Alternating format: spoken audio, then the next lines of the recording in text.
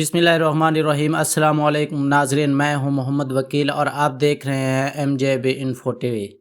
آج کی ویڈیو میں ہم بات کریں گے بجٹ 2025 بڑی خبروں پر۔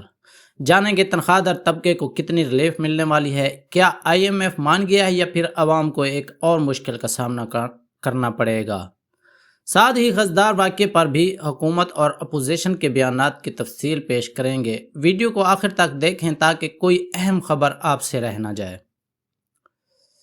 ترجمان وزارت خزانہ نے تصدیق کی ہے کہ وفاقی بجٹ 10 جون کو قومی اسمبلی میں پیش کیا جائے گا، جبکہ اقتصادی سروے 9 جون کو ہوگا۔ دلچسپ بات یہ ہے کہ پہلے بجٹ کی تاریخ 2 جون رکھی گئی تھی، لیکن اب اس میں تبدیلی کر دی گئی ہے۔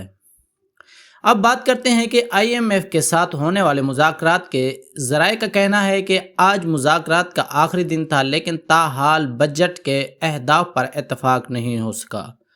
مذاکرات آئندہ ہفتے میں جاری رہیں گے، لیکن عوام کی نظریں اس بات پر ہیں کہ کیا تنخواہ دار طبقے کو اس بار ریلیف ملے گا یا نہیں۔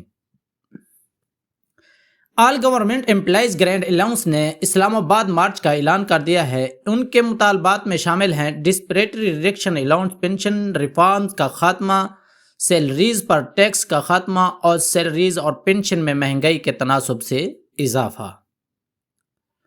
ذرائع کے مطابق حکومت نے تنخواہ دار طبقے کے لیے بڑی خوشخبری کی تیاری کر لی ہے۔ وزیر اعظم شہباز شریف کی ہدایت پر انکم ٹیکس کی چھوٹ کی حد کو 6 لاکھ روپے سے بڑھا کر 10 لاکھ روپے تک کرنے کی تجویز زیر غور ہے۔ اس کے ساتھ ساتھ تمام انکم ٹیکس سلیبس پر 2.5% کا ممکنہ ریلیف دیا جا سکتا ہے۔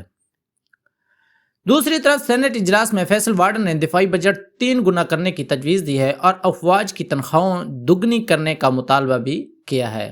حکومت اس پر سنجیدگی سے غور کر رہی ہے، کیونکہ بھارتی پراکسیز کے حملے اور خزدار جیسے واقعات کے بعد دفاعی اخراجات کا بڑھنا ضروری ہو گیا ہے۔